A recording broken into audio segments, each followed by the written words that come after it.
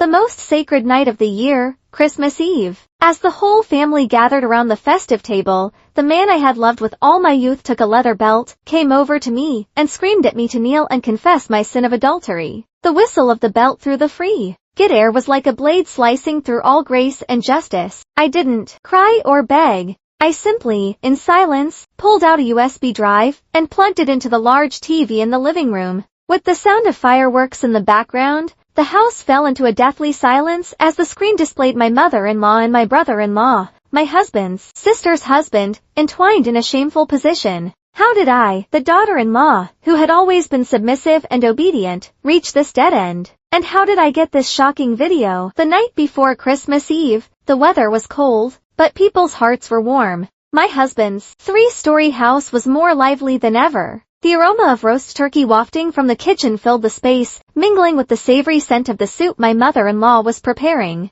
Carol had just taken the soup off the stove, and the laughter of uncles and cousins, along with the sound of children running through the yard, created a scene of harmony anyone would envy. I, Emily, for 5 years, had been bustling around the kitchen. While my hands quickly arranged the turkey platter, my eyes drifted towards the living room where my husband Kevin was, talking with his uncles. His sturdy figure in a new shirt, and his kind smile still made my heart beat as fiercely as when I first met him. I had always thought that as long as he was here, as long as this family was at peace, all my suffering and patience would be worth it. Until, tonight, 5 years, I had been deceiving myself. The Christmas Eve dinner, at least on the surface, unfolded in a cordial atmosphere. Carol, my mother-in-law, a sharp and authoritarian woman who considered her words the law of the house, seemed kinder than usual today. She served me a piece of turkey and said to everyone, "Oh, our Emily is so good and hardworking. Since she became my daughter-in-law, you have no idea how much work she's taken off my shoulders." I could only lower my head and smile, a programmed smile. After years of learning to please others, I knew it was just an empty compliment. Just a week before, she had harshly berated me in public at the grocery store for buying slightly wilted vegetables, calling me blind and Ellis, a disgrace to the family name. My husband's sister, Jessica, was a beautiful woman, but with a perpetually melancholic expression. Beside her was her husband, Mark, an outgoing and eloquent man, who always knew how to please my mother-in-law. He was the ideal son-in-law Carol always praised in comparison to Kevin, whom she considered too soft and unambitious. Everything would have continued to flow within that false peace if it weren't for the sound of a text notification on my phone. I had left it on the table while washing the dishes. The message was from my boss, Mr. Davis, an older supervisor who always helped me professionally. It was a normal, polite Christmas greeting. "Emily, wishing you and your family a Merry Christmas and all the best." A completely harmless message, but that message was seen by Kevin and became the spark that lit the fuse of a tragedy that had been smoldering in secret for a long time. Kevin picked up my phone and his face hardened. The kind smile from before disappeared, replaced by a cold, street-range expression I had never seen. Without asking me a word, he walked silently to the living room where everyone was watching a Christmas special. Just as the clock struck 12 at the sacred Christmas midnight, when everyone stood up to toast, Kevin suddenly spoke. His voice shattered the serenity of the room. "One moment, everyone, I have something to say." Everyone looked at him, perplexed. Kevin walked to the center of the living room and held up my phone. "Emily, come here for a moment." A bad feeling made my heart race. As soon as I stepped forward, before I could ask what was wrong, he threw the phone on the coffee table. "Explain yourself. Who's this bastard texting you at this hour? You've been cheating on me, behind my back." The whole house froze and I was speechless. His accusation was like a bucket of ice water in the middle of winter. I stammered, "What are you talking about?" "It's my boss. He just sent me a Christmas greeting." But my explanation was too weak against his already ignited anger. Carol immediately came over. Her gaze was sharp as a knife, and her voice was cutting as if she had found the perfect opportunity to humiliate me. What kind of boss sends a message to another man's wife on Christmas Eve? I knew from your face you couldn't be trusted. You're the kind of woman who, even when married, goes around with other men. My sister-in-law Jessica added, her voice full of sarcasm. "Mom, don't be surprised. She's pretty. It's normal for her to have men after her." Poor my brother Kevin. I felt the world spinning. Why Why could they accuse me so blatantly? I looked at Kevin with pleading eyes. Honey, you know me. I'm not like that. But Kevin didn't look at me. He turned his head and stared at a wall. And then he did something I'll never forget. He walked to a corner of the living room. There hung an old leather belt that they said his grandfather had left behind to discipline his descendants. He took it down.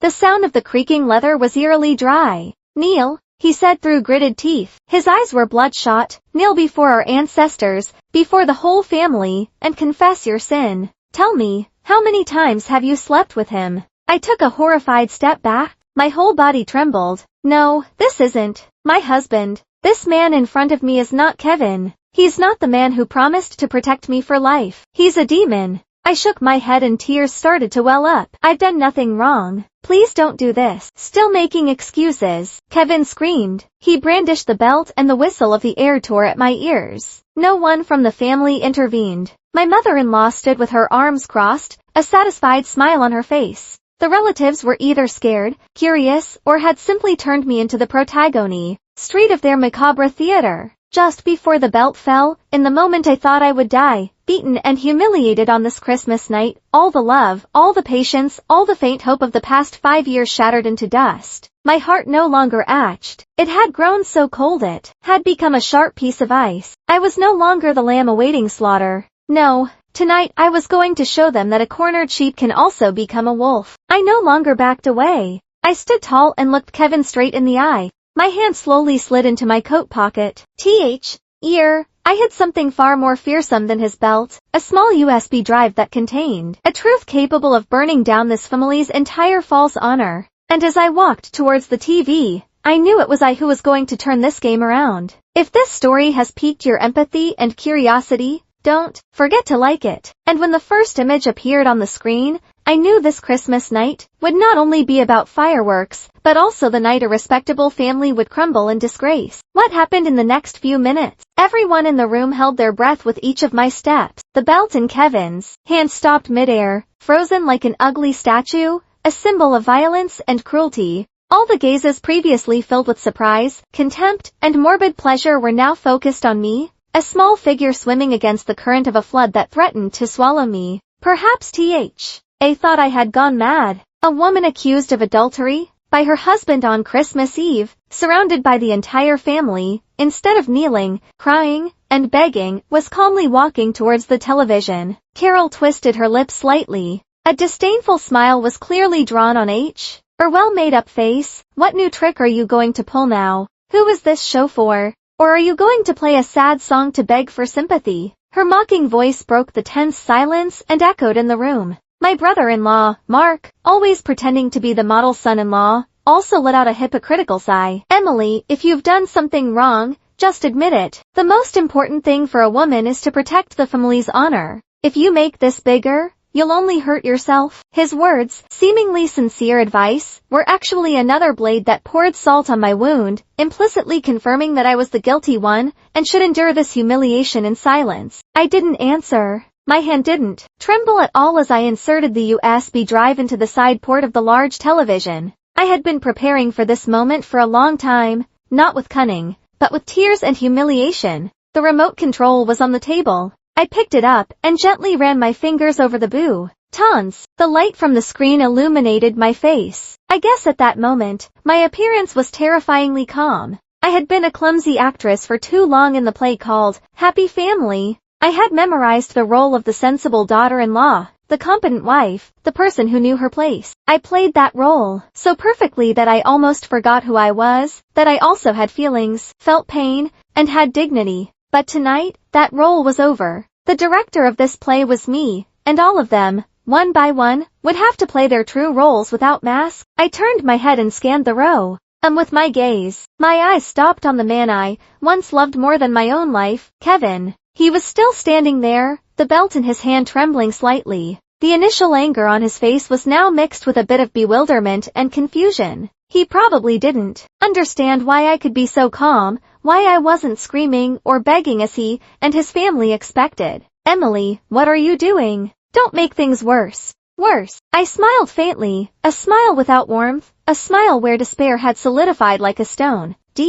Oh, you think there can be anything worse than this, honey? Is there anything worse than being humiliated, falsely accused, and almost beaten by your beloved husband, in front of the whole family on Christmas Eve? Tell me, is there anything worse than this? My voice wasn't loud, but each word pierced the silence of the room like a needle, piercing his cowardice. I stared into his eyes, trying to find a trace of the old Kevin, of the man who promised to protect me, but all I saw was emptiness and fear. Kevin lowered his head. He couldn't answer because he knew I was right. Seeing her son cornered, my mother-in-law shouted sharply. Her voice tore at my eardrums like a razor blade. What right do you have? You've stained this family's honor with your adultery, so it's normal for you to be beaten. Kevin, hit her at once. Son, beat that shameless woman into shape. She urged as if she wanted to see me tortured immediately, as if my pain was her pleasure. But it was too late. Her words now only served to make the play I was about to screen more dramatic.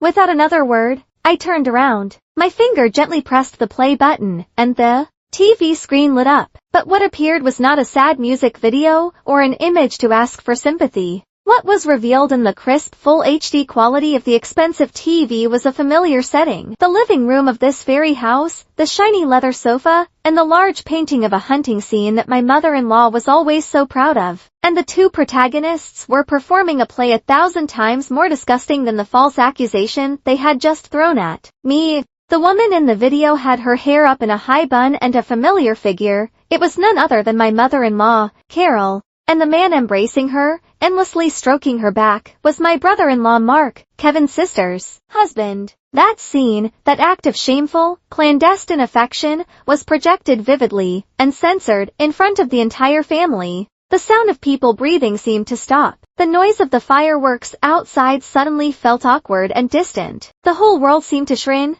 to a deathly silence, and the raw, ugly images dancing on the large screen. The belt fell from Kevin's hand to the floor, a dry, pathetic thud that sounded like the honor of an entire family shattering. An entire, respectable family was forced to witness an unbelievable truth. But how did I get this terrifying video? And what was the reaction of each family member when their true faces were unmasked on Christmas night? It was as if all the air had been sucked out of the room. Time seemed to have stopped at the instant those repulsive images appeared, revealing a raw and sickening truth that no one could have imagined. The murmurs ceased. The children's laughter died down. Only a heavy, sticky silence enveloped everyone. The complexion of each face went from astonishment and confusion to absolute disgust. The uncles and aunts, who had always prided themselves on the family's morality, were now sitting, mouths agape, their eyes fixed on the screen, as if they couldn't believe what they were seeing. Carol, my mother-in-law,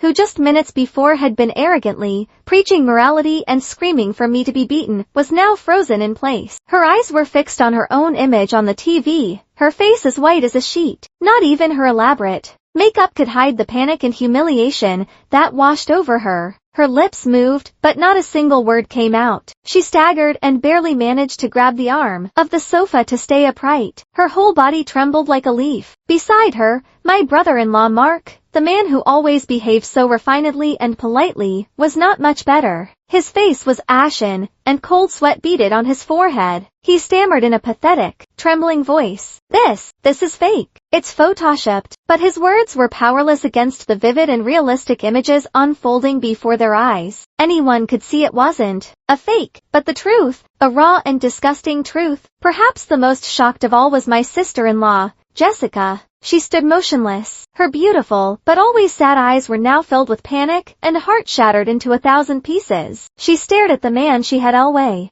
trusted, the man for whom she had dedicated her youth to building a home. Then she looked at her mother, whom she deeply respected. The two most important people in her life were betraying her in the most painful and humiliating way possible. Tears began to roll down her cheek. Without sobs, just a heartbreaking silence. Slowly, she turned her head towards me. In her eyes, there was no longer sarcasm or contempt, but a complex, indescribable look. There was resentment towards me for revealing this cruel truth, but also a glimpse of gratitude for freeing her from a deception. And my husband, Kevin, collapsed into the nearest chair as if all strength had left his body. He looked at the screen, then at me. His eyes were filled with incomprehensible confusion. He probably couldn't believe that his mother, whom he had always idolized and who had incited him to blame and mistreat his wife, was starring in the most disgusting of infidelity dramas. The faith and respect he had held for her for years had completely crumbled in a matter of minutes. In the midst of the eerie silence, the only person who remained composed was me. I picked up the remote control and calmly pressed the pause button, freezing the most humiliating moment of my mother-in-law and brother-in-law on the screen.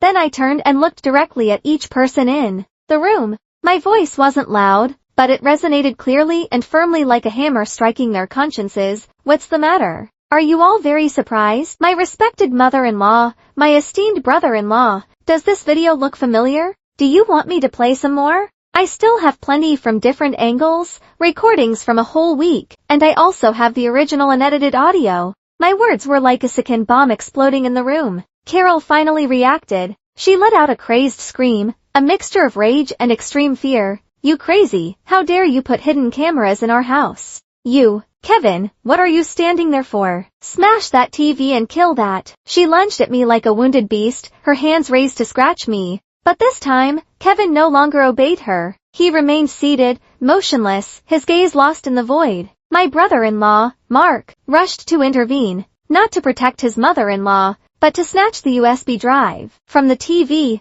Give me that. Give it to me. He shouted as if he wanted to destroy the evidence, but I was faster. I pulled out the USB drive and clutched it in my palm. You want it back? It won't be that easy, brother-in-law. And don't forget, I've saved copies of the original in several places. If anything happens to me, or if I just feel like it, tomorrow, the whole town could enjoy the wonderful performance of you and your mother-in-law. My threat had an immediate effect. My brother-in-law, Mark, stopped in his tracks, his face pale and bloodless. He knew I wasn't bluffing. He knew that his career, his reputation, his family, everything he had worked so hard to build, was in my hands. Just a few minutes earlier, the whole family was at the height of judgment, and now they had fallen into the abyss of humiliation. The play was over, but our tragedy had only just begun. But how could a daughter-in-law like me obtain such a momentous video? It wasn't a coincidence. It was the result of 5 years of pain and suspicion that had smoldered in secret throughout my married life. The biggest question on everyone's mind right now, the question I could read in their horrified eyes, was, why? Why me? How could the seemingly harmless daughter-in-law, the one who always bowed her head in silence, have such a terrible secret in her hands? They probably thought I was a cunning person, who had been digging a trap and planning my revenge for a long time, waiting for the day to strike. But they were wrong. I wasn't the hunter. I was just the prey that, after being chased for too long, learned to defend itself. It wasn't a truth I sought. It was a truth they themselves forced me to confront. It all started about a year ago with small signs, scattered pieces of a puzzle that were initially so unimaginable and contrary to morality that even I couldn't connect them. I began to notice something strange in the relationship between my mother-in-law and my brother-in-law, Mark. At first, I thought it was just a special affection from my mother-in-law for a competent, witty son-in-law, who always pleased her. Carol always praised RK, his eloquence, his way of handling himself in life, even the way he chose the fruit he gifted. Whenever Mark came to the house, she would go to the kitchen herself to prepare his favorite dishes. That attitude was markedly different from the sullen expression she usually showed me and Kevin.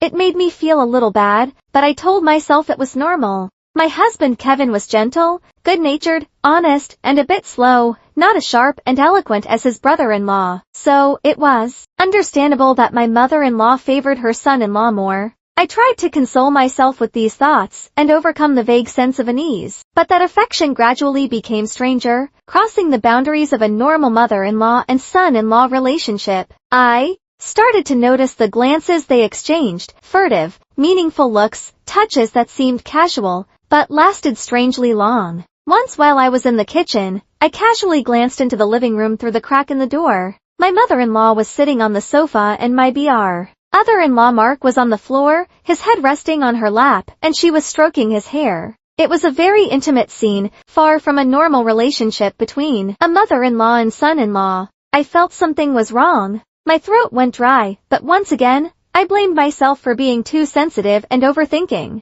Maybe in some families, affection was expressed in such a close way. I struggled to find reasons to defend them and reassure myself. My suspicions were truly confirmed when my sister-in-law Jessica went on a business trip to Chicago for a week. During that week, my brother-in-law Mark came to our house for dinner almost every day. The excuse was that he felt lonely at home and enjoyed eating with his other-in-law. My mother-in-law couldn't hide her joy. She cooked banquets and cared for him more meticulously than her own son. Every night, they would talk in the living room until very late. Their laughter reached my bedroom. One night, I went down to the kitchen for water because I was thirsty. It was midnight, and I froze when I saw that my mother-in-law's bedroom door was slightly ajar, and inside, I glimpsed the shadows of two people. At that moment, I felt my heart stop. I ran back to my room, my mind filled with horror and disgust. I should tell Kevin, but I knew Kevin would never believe me. He would think I was making up stories, out of jealousy to hurt his mother. He would say again that I was overthinking,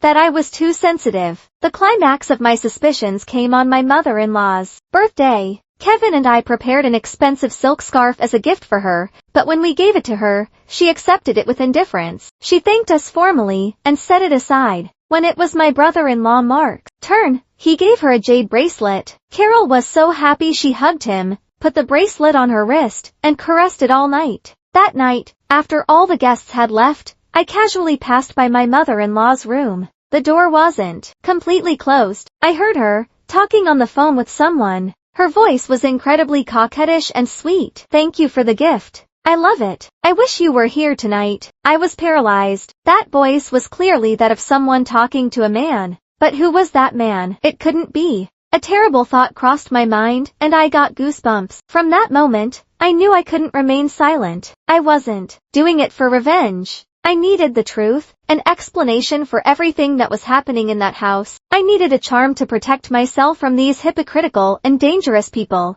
And that's when the idea of installing a hidden camera in the living room began to germinate in my mind. It was a risky decision, but I knew it was the only way to unmask their true faces. Deciding to install the hidden camera wasn't easy. At that moment, my mind was a whirlwind of emotions. There was the fear of what might happen if I were discovered. They surely wouldn't leave me alone. My mother-in-law, with her tough and authoritarian character, would be capable of anything to silence me. There was the disgust of having to investigate and witness for myself the dirty affairs happening under the same roof where I lived, and there was also a hint of guilt for having to resort to a not entirely honorable method, invading the privacy of others. But all those doubts quickly dissipated. I remembered the indifferent and insensitive look on my husband Kevin's face. Every time I tried to vent about the injustices I suffered, every time my mother-in-law insulted me for no reason, he remained silent or worse, advised me to endure it to keep the peace in the house. I remembered the image of my mother-in-law hurling insults at me, treating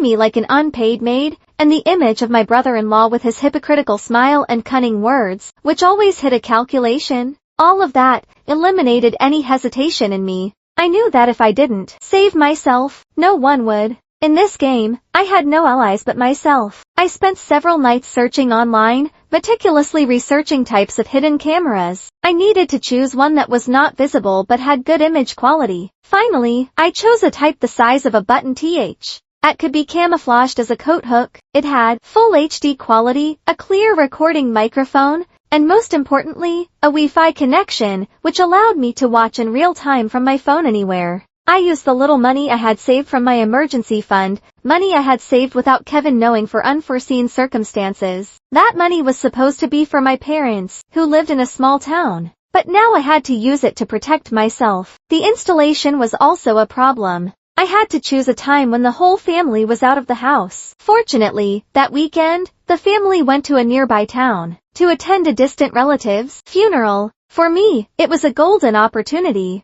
On Saturday, I was alone at home all day with my heart in my throat. I decided to install it in a high corner of the living room, camouflaged as a nail for hanging a landscape painting. From that position, I could see the entire living room space, especially the sofa area, where my mother-in-law and brother-in-law used to sit and talk. I struggled with it all afternoon, trembling, my heart pounding. Every time I heard a strange noise outside, every time a car passed, I jumped, fearing someone would suddenly return. Finally, after much effort, I finished the installation. I turned on my phone and connected it to the camera. The image was very clear and the sound was decent. I let out a sigh of relief, but a heavy sense of anxiety settled in a corner of my heart. I had stepped into a world I never wanted to know. For the first few days, the camera didn't capture anything unusual. Life in the house went on as usual. My mother-in-law was still harsh with me. Kevin was still indifferent and my brother-in-law would stop by occasionally, still pretending to be the exemplary son-in-law in front of everyone. For a moment, I thought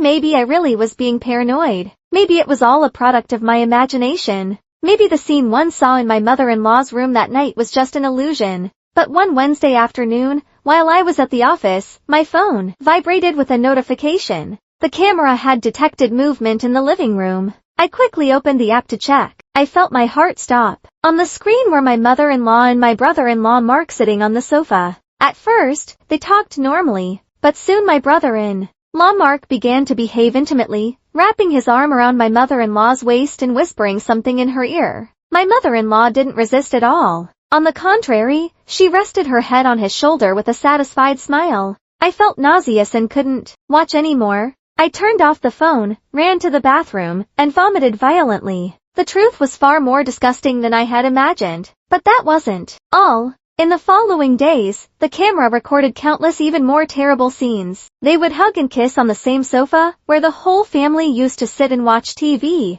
They would say words and make affectionate gestures that only lovers would. And the climax was one afternoon when neither Kevin nor Jessica was home. They had sex without restraint in the living room. I had to witness it all through the screen of my phone alone, in silence and with absolute terror. I saved all those videos, made several copies, and stored them in a safe place. I knew this was my weapon, my only way out of this hell. But I didn't act yet. I waited for the opportunity, the moment when the last straw would break the camel's back. I didn't want to be the one to start the war. I wanted them themselves to light the fire of their own collapse. And on that Christmas night, when Kevin raised the belt and my mother-in-law accused me with screams, I knew my moment had come. Now that the truth had been revealed, the live-in room was no longer a warm and harmonious gathering place. It had become a courtroom where everyone had to face the judgment of their conscience, and I, from the accused, had unintentionally become the judge. The TV screen remained frozen on the most humiliating moment. The silence in the living room was now more terrifying than a scream. It was like the calm before the flood, where everyone knew a terrible collapse was imminent, but no one could stop it. It was my mother-in-law, Carol, who was the first to break the silence, not with words, but with an act of madness. Humiliation and fear had turned her into an irrational beast. She staggered, grabbed an expensive porcelain vase from the table, and prepared to throw it at the television, as if doing so could erase the proof of her sin. I'm going to smash it. I'm going to kill you, you. But before she could act, a hand firmly grabbed her wrist. It was my sister-in-law, Jessica. It was the first time in the 5 years I had been married that I saw her act with such determination. The submissive woman who lived under the shell of the perfect wife and mother no longer existed. Enough, Mom. How long are you going to make a fool of yourself in front of everyone? Her voice trembled, but it was filled with rage. Tears still streamed down her cheeks, but in her eyes, there was not only pain,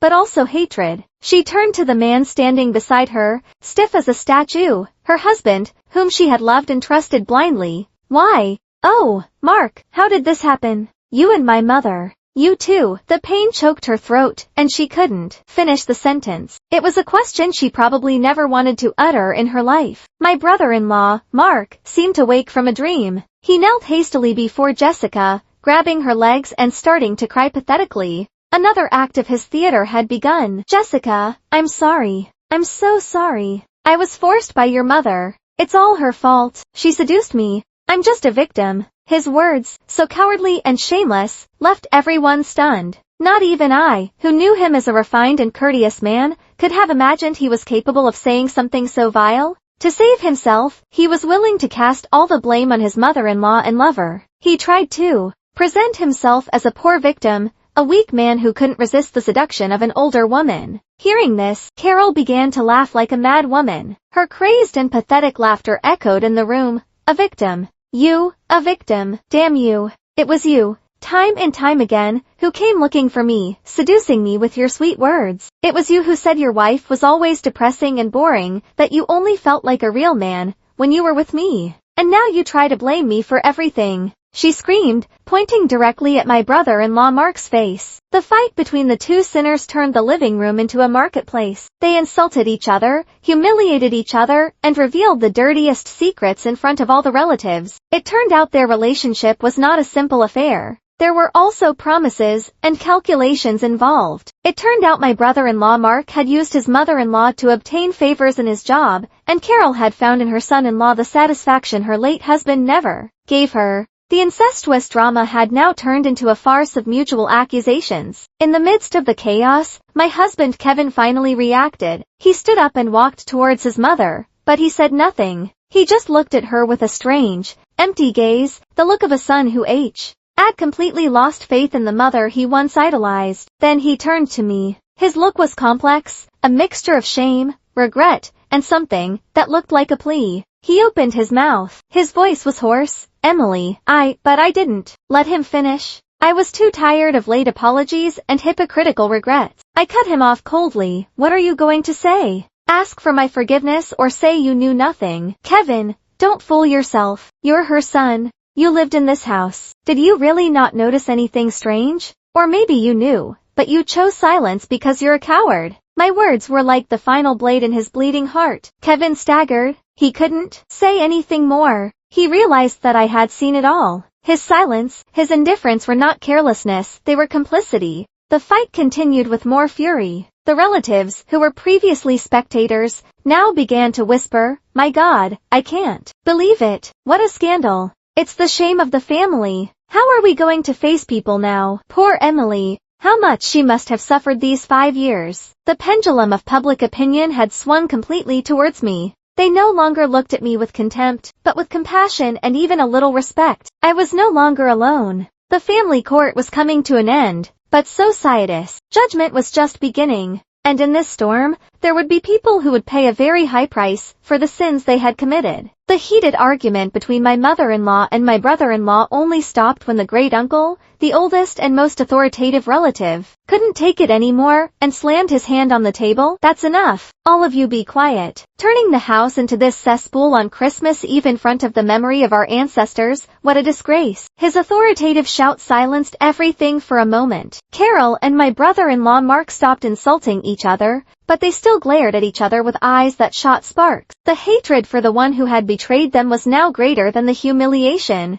The room fell back into a suffocating silence, broken only by the ragged breathing and sobs of Jessica. The great-uncle was my husband's father's brother, a strict, moralistic man respected by all. He had always been the one to mediate in family matters, big and small. The great-uncle turned to me. In his gaze, there was no longer scrutiny, but a mixture of apology and a bit of guilt. "Emily, my dear, I have no words for this. On behalf of the family, I ask for your forgiveness. You have suffered too many injustices." I nodded slightly without saying anything. That apology, though late, gave me a small comfort. It showed that in this family, there was still someone who knew right from wrong, that it wasn't just me who had seen their corruption and hypocrisy. The great-uncle turned back to Kevin with a stern voice. "And you, Kevin, as a husband and head of the family, how did you allow something so terrible to happen? Instead of protecting your wife, you acted recklessly and violently, almost committing a grave sin.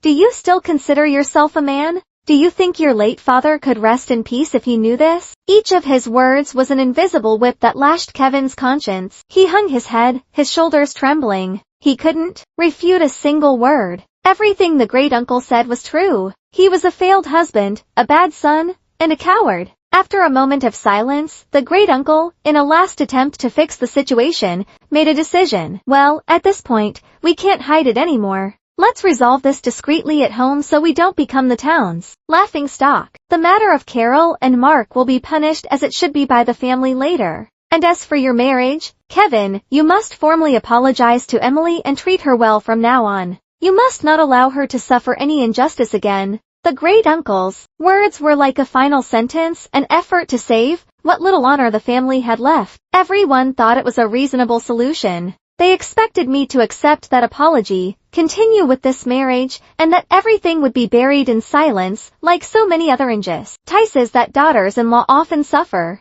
But they were wrong again, very wrong. I had been silent for 5 years. I had endured to the limit. If I had stood up tonight, it was not to receive an apology, or to continue a marriage that was already rotten. It was to reclaim my own freedom and dignity. I took a deep breath and looked directly at the great uncle. My voice was calm but firm. Uncle, I appreciate your kind words, but I cannot accept this solution. A new murmur of astonishment filled the room. No one could believe that I dared to contradict the decision of an elder.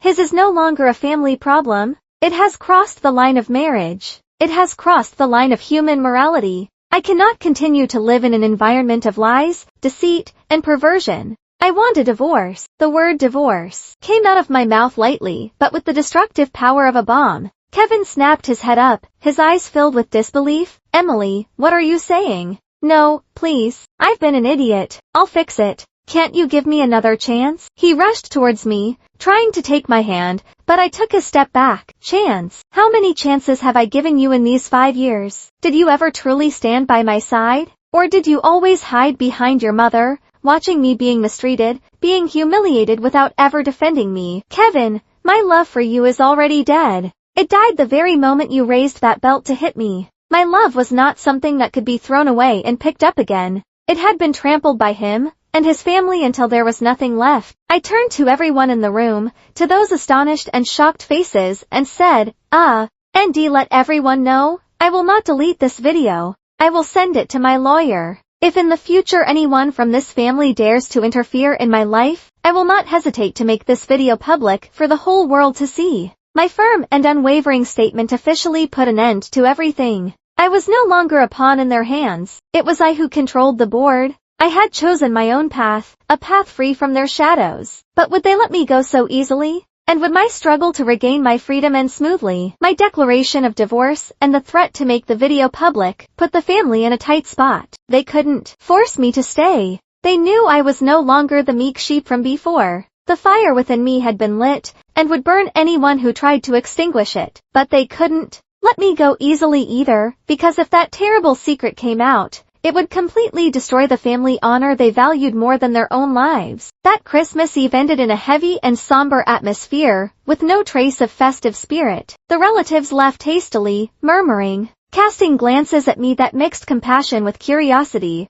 I had become the center of a family tragedy, and this story would surely be on everyone's lips for a long time. I packed my bags that same night. I didn't have much, just some clothes and personal items. I had lived for 5 years in that house, but I felt that very few things truly belonged to me. Everything in the house, from the furniture to the small ornaments, had been bought by my mother-in-law, and she always made sure to remind me of it to assert her power. As I walked out the door, dragging my suitcase, Kevin blocked my path. He no longer had the aggressive and violent look from before, but a pathetic and desolate one. His eyes were red and swollen. Emily, don't go. I know I have no right to stop you, but at least give me some time. Can't we talk again? I looked at him with eyes empty of emotion. My heart was completely frozen. There's nothing more to talk about, Kevin. Everything is very clear. Move aside. But Kevin didn't move. He knelt, clung to my legs, and cried like a child. Please, Emily, I can't live without you.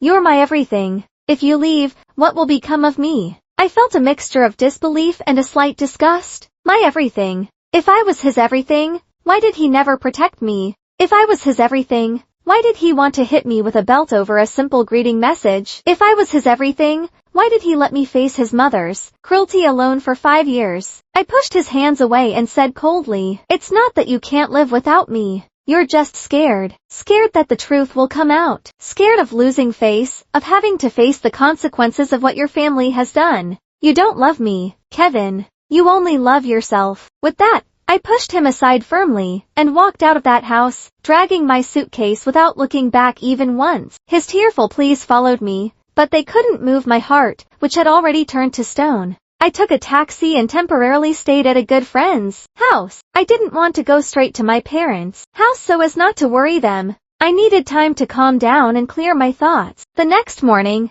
I contacted a law firm, explained my whole story, and presented the video as evidence. The lawyer, a middle-aged woman with a lot of experience, told me after watching the video, This was one of the rarest and most complex cases she had ever handled. She promised me that she would process my divorce quickly and ensure my rights to the fullest. Meanwhile, another war was being waged in my former-in-law's house. According to a neighbor friend, after I left, my mother-in-law and brother-in-law continued to blame each other. My sister-in-law Jessica, after crying all night until she had no tears left, decided to separate. She packed her bags, took her young son, and moved to a friend's house, not wanting to live under the same roof as an unfaithful husband and a depraved mother. My brother-in-law Mark, abandoned by his wife and disowned by his in-laws, became a mess. He started drinking heavily with no desire to work. And Carol, after losing the trust of her daughter-in-law, her son-in-law, and her own daughter, completely broke down. She no longer dared to leave the house, lacking the courage to face the neighbors' gossip.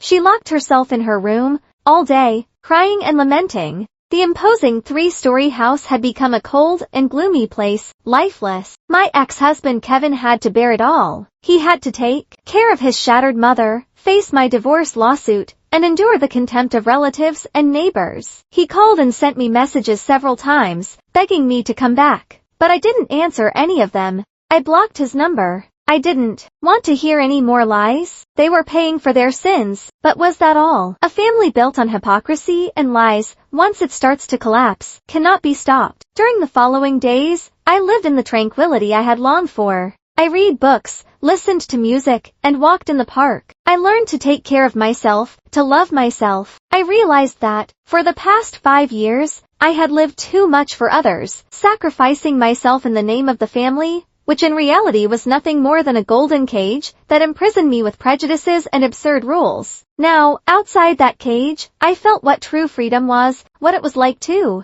breathe the pure air of life. My divorce was settled quite easily with irrefutable evidence, especially the video. My former family did not dare to create problems. They were afraid I would carry out my threat and make everything public. The court, after reviewing the document at IN, delivered its judgment quickly. I obtained the right to divorce and to receive half of the marital assets, which included savings and some other assets. Additionally, Kevin had to pay me alimony to help me stabilize my life after the divorce. The judgment was completely fair and reasonable. Kevin did not appeal. He probably knew that any plea was futile. On the day of court, we did not look at each other. Our marriage ended just like that, abruptly and coldly, without goodbyes, without regrets. After the divorce, I decided to start a new life with the money I received. I didn't want to go back to my small town and be a burden to my parents. I wanted to stand on my own 2 feet to rebuild my life. I rented a small, nice apartment in the city and decorated it myself to my liking with bright and warm colors. I found a new job in a media company, something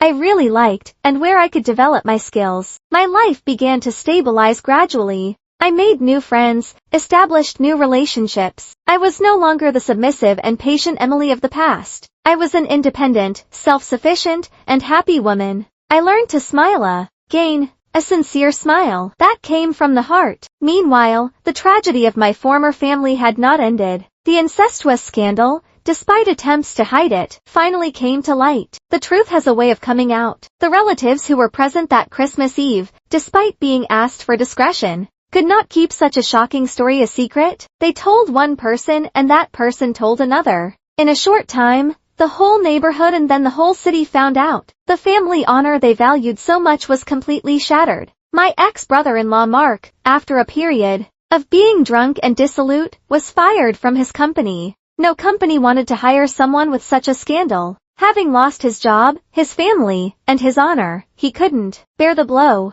He took refuge in alcohol until one night, driving drunk, he had an accident and hit a pedestrian. That accident sent him to jail, and thus ended the life of a man who was once considered successful and exemplary. My ex-sister-in-law Jessica had a rather difficult life after the separation. She had to raise her son alone, fighting against the world's prejudices, but perhaps for her, it was a liberation. She no longer had to live under the hypocritical oppression of her family. She found a job at an online store, which, although hard, was enough to live on. Sometimes she would send me messages to see how I was doing. In those messages there was no longer the sarcasm or contempt of before, but empathy and a little gratitude. She said that I had helped her realize the true face of the people she trusted. And Carol, after so many traumas, fell into a severe depression. She lost her sharp mind from before. She would always mumble to herself and say nonsensical things. Kevin had to admit her to a psychiatric hospital for treatment. The imposing 3-story house became a desolate and cold place. Kevin lived there alone in solitude. He had to sell part of the house to pay for his mother's treatment and the compensation for the victim of his ex-brother-in-law's accident. His life became a succession of gloomy days with no way out. Each one received the end they deserved for their actions. But the story was not over yet. There was still one person,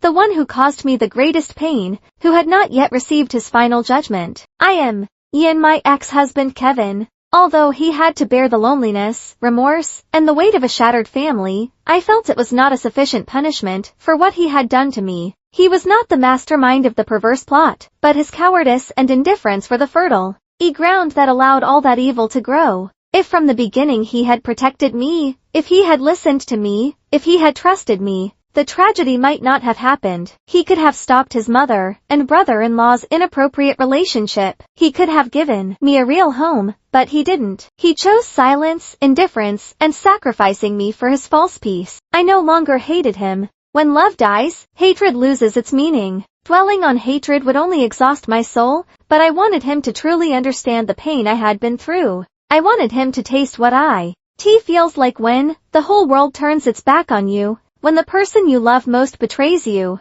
I wanted him to confront his own cowardly nature and feel remorse for an unforgivable mistake. And I knew there was a way to do it, not with violence or loud revenge, but with a deep and painful psychological blow. I still had a copy of that terrible video. I had thought I would never use it again, that it would be a secret buried forever. But now I had another idea. I wouldn't make it public for everyone. That would make me someone like them, someone who satisfies the public's curiosity by revealing the dirty stories of others. I would send it to only one person, a person I knew could deal a devastating blow to Kevin, a blow more painful than losing face, money, or being despised by the world. That person was Kevin's father, Mr. Miller, who had passed away 10 years ago. It sounds crazy. How can you send something to a dead person? But I knew there was a way to get that video to him. A way to make his voice, his teachings resonate again in Kevin's mind. When my father-in-law was alive, he was a very strict and patriarchal man. He was a retired teacher and always considered family honor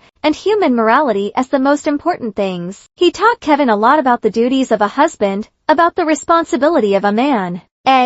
And I knew he had a close friend, a friend with whom he shared all his secrets. It was Mr. Peterson, a neighbor of my former family, also a teacher, who had moved away after my father-in-law's death. They were kindred spirits who had tea together, played chess, and discussed world affairs. It took me quite some time to contact Mr. Peterson. Finally, through an old acquaintance, I got his phone number. I called him and introduced myself as Mr. Miller's former daughter-in-law. I told him the whole story without hiding any details. At first, Mr. Peterson didn't believe me. He couldn't believe something so terrible could have happened in the family of his friend, whom he deeply respected. He still vividly remembered the image of Carol as a sensible wife and mother and of Kevin as a good and docile son. But when I sent him the video to watch, he was speechless. His eyes turned red and his hands trembled. He said, "If my friend were alive, he surely would not have withstood this blow. He surely would have cut ties with both his wife and his son.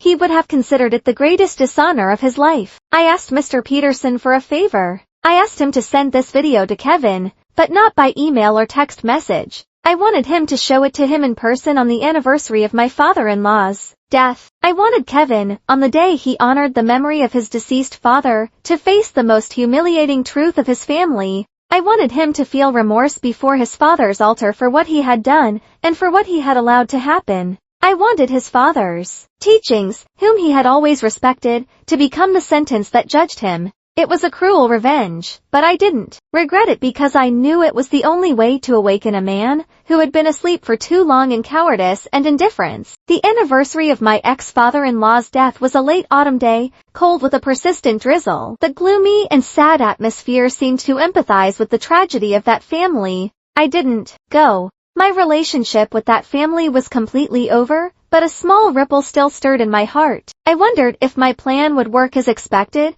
if this final blow would really reach the deepest part of Kevin's soul. That night, as I sat alone in my cozy apartment, sipping a cup of hot tea, the phone rang. It was an unknown number. I hesitated for a moment, but answered. On the other end of the line, I heard the calm and sad voice of Mr. Peterson mixed with weariness. Emily, I've done what you asked. He told me what had happened that day. Kevin had prepared a modest memorial in the empty, cold house. Only a few close relatives who still felt some affection for the family attended. Carol was still in the hospital and couldn't attend, and Jessica didn't go either. The atmosphere of the memorial was very somber and heavy, completely different from previous years when the family was still considered respectable. After everyone had paid their respects, Mr. Peterson called Kevin aside in the yard. He didn't say many words, just handed him a tablet and played the video. He told him he wanted him to see something that Kevin, and probably his father too, would want to see.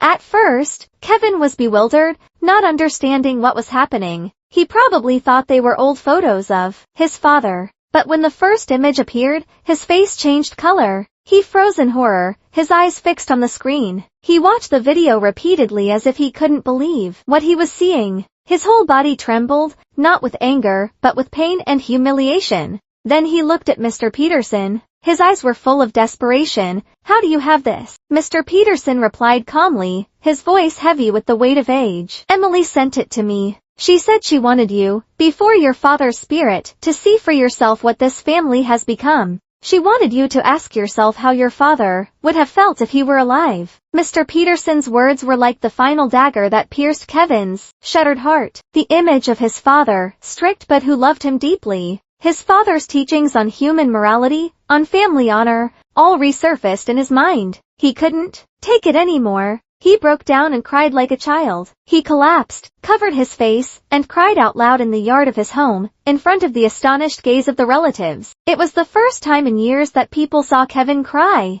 They were late tears, but perhaps they were tears of understanding. He cried for a long time, not caring that the rain grew heavier, and soaked him completely. Mr. Peterson said that from that day on, Kevin changed completely. He no longer tried to cling to me. He accepted the truth, accepted the punishment. He sent me a text message with just 2 words. I'm sorry. I didn't reply, but I knew that this time the apology was sincere. He sold the 3-story house. Part of the money went to his mother in the hospital, and another part he sent to Jessica, to help her raise her son. With the rest of the money, he rented a small studio and lived a quiet, solitary life. He found a night job, and worked hard to earn money to atone for his mistakes. He was no longer Kevin, the son of the respectable Miller family. He was just an ordinary man trying to live with a conscience so as not to shame his deceased father. Hearing Mr. Peterson's story, I felt neither glee nor joy. I only felt a strange peace. Finally, everything was over. Everyone had found their own path. However hard and painful it was, I was no longer bound to the past. I was ready to move on, to start a new chapter in my life, a chapter without the shadows of lies and betrayal. My story, a story full of tragedy and tears, finally came to an end. But it wasn't a fairy tale happy ending. It was a realistic ending, an ending where justice was served and everyone learned their own costly lesson. With time, the wounds in my heart also began to heal. I learned to forgive, not for them, but for myself. I forgave so I wouldn't continue to carry the weight of the past, to live a lighter and calmer life. I forgave my own naivety and foolishness for having trusted the wrong people. I forgave my own weakness and inability for having remained silent and endured for so long. I realized that holding a grudge would further exhaust my soul, and in the end, the only one who would be hurt was myself. My life now is very peaceful. My job at the media company got better and better. My supervisors trusted me and assigned me important projects. My colleagues appreciated and respected me for my ability and sincerity. With my own efforts, I bought an apartment, a real home for myself. There I could be myself freely without anyone's gaze or oppression. I also began to open my heart more. I no longer feared love or lost faith in men. I participated in clubs and social activities. I took yoga classes to improve my health and flexibility. I made many new friends who helped me rediscover the joy and meaning of life. And at a book lovers club meeting, I met the kind and warm man who melted my cold heart, my current husband. He was an architect, 5 years older than me, and had also been through a divorce. Perhaps that's why he understood and empathized with what I had been through. He didn't care about my past. He was only interested in the person I am today. He made me feel what true love and respect are, something I never got in my previous marriage. We decided to be together and build a small, happy home based on trust, respect, and sharing, sometimes through free NDS. News of my former family reached me. Carol, after a long treatment at the psychiatric hospital, was discharged, but she was no longer the sharp and authoritarian woman of before. Her mind came and went, and sometimes she didn't even recognize Kevin. Kevin continued to care for her alone, in silence, and without a single complaint. He worked at night and took care of his mother's food and medicine. Some said it was his penance. Perhaps it was. He was paying the price for his cowardice by taking on the responsibility of a son, a responsibility he should have taken on much earlier. Jessica moved to New York with her son after the divorce. She cut off all contact with her family. She found a stable job at a clothing company, and from what I heard, she met a good man who loved and protected both of them. I was happy for her. She deserved to be happy after everything she had been through. And my ex-brother-in-law Mark, after getting out of jail, disappeared without a trace. No one knows where he went or what he does. He probably didn't have the face to face the world anymore. A man who once had everything, career, family, honor, finally lost it all for not being able to overcome his base desires. One weekend afternoon, while my husband and I were shopping at a supermarket for things for our new home, I unexpectedly ran into Kevin. He was working as a stalker for a grocery store, diligently loading boxes of products onto a pallet. He wore a worn-out uniform and his face was gaunt and thin. He looked 10 years older. As we passed each other, our eyes met by chance. For an instant, I saw shame, embarrassment, and regret in his eyes. I greeted him with a slight nod of my head, a light greeting without hatred or resentment, and then I walked away, smiling on my husband's arm. The past was behind me. Now before me was a bright future, a happiness I had had to fight hard to achieve, and I knew I would cherish and protect it with all my strength. The chance encounter at the supermarket was like my final goodbye to the past. It didn't awaken any negative emotions in me like anger or contempt. On the contrary, I felt a sense of lightness. I saw the change in Kevin and the price he was paying. He was no longer the violent and patriarchal man of the past, but an ordinary person struggling with life, carrying the weight of his mistakes on his shoulders. And I saw the peace in my own soul. I was no longer his victim.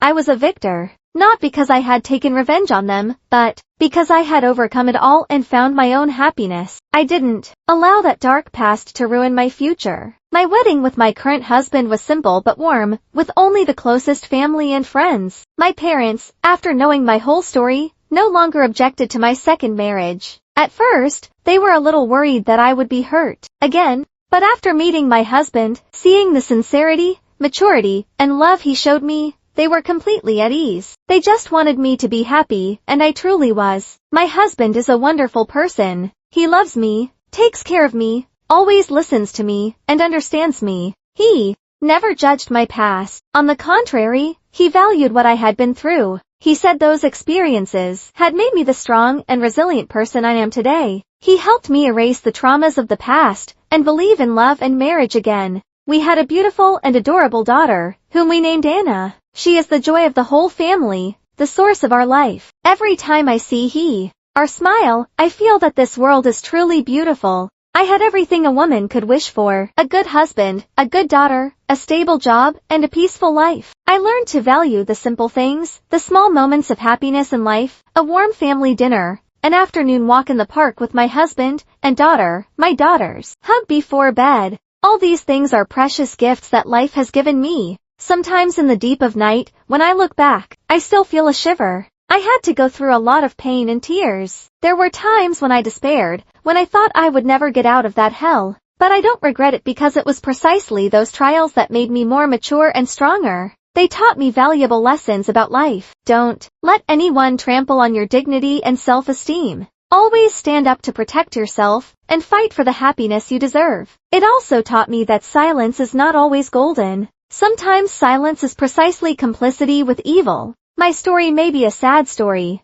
but it is also a story of hope. It shows that after the storm, there is always calm. No matter what difficulties and trials you face, never lose hope. Believe that at the end of the road, happiness is waiting for you. If you just have the courage to go through the darkness, you will find the light of your life. And remember that you are never alone. There are still many people around you who love you and are willing to help you. And if you too have suffered pain and injustice like me, don't hesitate to share your story. Maybe your story can be a source of motivation and inspiration for many other people who need it. Life went on like this peacefully. My daughter Anna grew more intelligent and adorable every day. She looked a lot like her father, from her appearance to her kind and compassionate character. My husband's and my love also deepened and strengthened with each passing day. Together we took care of our daughter. Together, we built our small home. I had almost forgotten the existence of the people from my past. They had become blurry shadows that no longer had any impact on my life. At life sometimes plays really cruel jokes, making people who seem to have no more connection meet again. One day, while taking my daughter to the pediatrician, I ran into Jessica again. She was sitting in the waiting room, her face full of worry and fatigue. Beside her was a boy of about 7 or 8, probably her son. The boy looked tired and pale, resting his head on his mother's shoulder. I was going to walk past. I didn't want to stir up the past. Although I no longer hated her, I didn't want any more entanglements either. But then Jessica saw me. A flash of surprise crossed her eyes. And then she quickly stood up and walked towards me. Emily, is that you? Her voice was a little hesitant and certain. I had probably changed a lot from the image of the thin, submissive sister-in-law of before. I nodded slightly. Hello, Jessica. She looked at me and then at my daughter in my arms. In her gaze, there was a bit of envy, but more than that, there was admiration. You look very happy. I smiled lightly and serenely. Thank you, Jessica. Is your son sick? He doesn't look well, she sighed. In that sigh, all the hardships were contained. He's had a fever for several days, and it won't go down. I'm worried. It's very difficult to come to the hospital alone with him. We sat and talked for a while like old friends meeting after a long time. She told me that her life in New York was very hard, that she had to work alone to raise her son. The man she had met later had also abandoned her after a short time, leaving her alone with the burden. She deeply regretted what had happened. She regretted not having seen the true face of her husband and mother sooner. She regretted having joined them in tormenting me. She apologized to me sincerely. I'm sorry, Emily. As a woman, I should have understood and supported you. Back then, I was too stupid and selfish. I no longer hated her. I understood. She was also just a victim in that tragic play, a victim of deception and her own weakness. I comforted and encouraged her, and even gave her some money to help with the child's medicine. At first, she refused, but faced with my sincerity, she finally accepted. Before we parted, she took my hand. Her eyes were earnest as she said something I'll never forget. Thank you, Emily. Thank you for showing that women, even if we fall, can get back up. I will live strongly for my son, and for myself. That meeting made me reflect a lot. I realized that forgiveness not only helps others but also myself. When we forgive, we free ourselves from the chains of the past. We give ourselves the opportunity to live a new life, a life no longer tormented by hatred. Forgiving is not forging. It is accepting and moving on. It doesn't change the past, but it opens up a brighter future. And I had truly achieved it. I had forgiven everything. I had let the past rest in peace because I knew that true happiness is not taking revenge on those who have hurt you, but finding peace in your own soul. My story ends here. A long journey full of ups and downs, tears, and painful lessons. From a submissive and patient daughter-in-law, a person who lived like a shadow in her own home, I had to become a strong and determined woman who fought for her dignity and happiness. I lost the family and the marriage in which I once placed my entire youth, but I found myself again. I discovered values and an inner strength I never knew I had. I had to taste the most painful betrayal from the people I once considered dearest, but I learned to love and value the people who truly deserve it. Life took a lot from me, but it gave me things far more valuable. If I tell this story again, it is not to incite hatred or to boast of a victory. I don't want people to gloat over the fall of a family. I retell it because I know that out there are still many women living in situations similar to mine. They endure not only physical violence, but also mental violence, insults, and injustice. They live every day in marriages without love or respect, but they dare not raise their voice. They dare not resist because they are afraid. They feel alone. They are bound by social prejudices, and the idea of, for the children, for the family. They think there is no way out. I want to tell them, you are never alone. You are never weak. Strength lies dormant in each of us. If you dare to stand up, if you dare to raise your voice, you will surely find a path of liberation for yourselves. Don't give anyone the right to trample on your dignity. Don't sacrifice yourselves for things that are not worth it, because you, all women, deserve to be loved, respected, and live a happy life. Happiness is not far away. It is in your choice. Believe that after the rain, the sun always comes out, and that after the storms of life, a clear day will surely come. Believe in it and move forward bravely. Happiness is waiting for you. Do not be afraid of change. Do not be afraid of loneliness, because sometimes loneliness is precisely the opportunity to reconnect with yourselves, to realize your true worth. Thank you for listening to my story. If this story has touched your hearts, if it has given you a little courage and faith, do not hesitate to leave a comment and share. Because your empathy is precisely the greatest force that unites us women to overcome all the difficulties and trials of life together.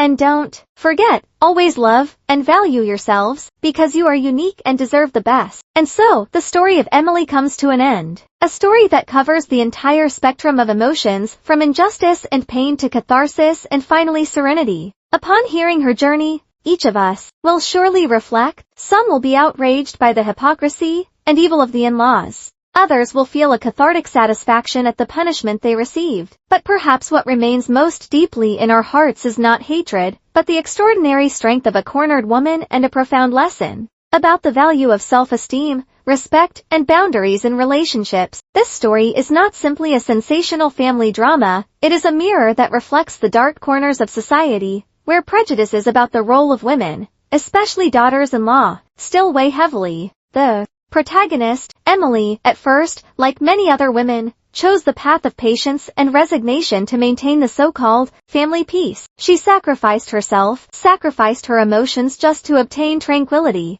But life taught her a bitter lesson. Blind patience does not bring peace. It only feeds the selfishness and evil of others. Her silence was not seen as a virtue, but as a weakness. Her sacrifice was not respected, but taken for granted. And perhaps the greatest lesson we can draw is that kindness and tolerance must be given to the right people in the right place. Being good to others is valuable, but it becomes a tragedy if our kindness is exploited, if we allow others to trample on our dignity without any resistance. Self-esteem is not selfishness, it is the basic foundation for a human being to stand firm in life. When we lose our self-esteem, we also lose the respect of others. Another point well worth reflecting on is the role of the husband. Kevin was not the one who was unfaithful, or who directly hurt Emily, but his cowardice, his indifference, and his silence were the sharpest knife that caused the deepest wound in his wife's heart. This story is a wake-up call for men, who are husbands and sons. Being the pillar of the family not only means earning money, but being the person who protects and defends his wife from injustice, even if that injustice comes from the dearest family.